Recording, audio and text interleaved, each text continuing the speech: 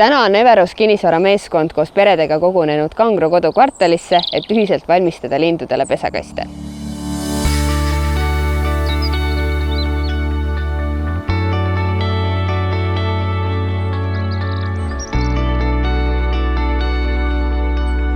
See tore üritus iseloomustab hästi kogu meie ettevõtet.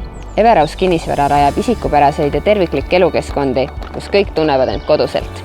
Siin on palju linde ja nüüd oma Everusi meeskonnaga otsustasime paigaldada pesakastid, et siin oleks veel rohkem linde ja veel rohkem linnulaulu.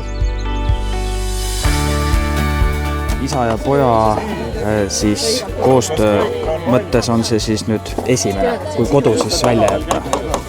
Ei, see on esimest korda, selles mõttes, et päris nagu huvitav, et väga tubli, et esimese pesakasti tegi väga kiiresti valmis, nagu väga hästi nagu. Et puhke võib-olla üle hästi. Kangro on erakordne koht elamiseks neile, kes otsivad rahu ja loodust, kuid ei soovi loobuda linnalikest mugavustest. See roheline ja privaatne kvartal asub Tallinna südalinnast vaid 15-minutilise autosõidu kaugusel. Kiili vallas, Luige ja Kangro külade piirimail.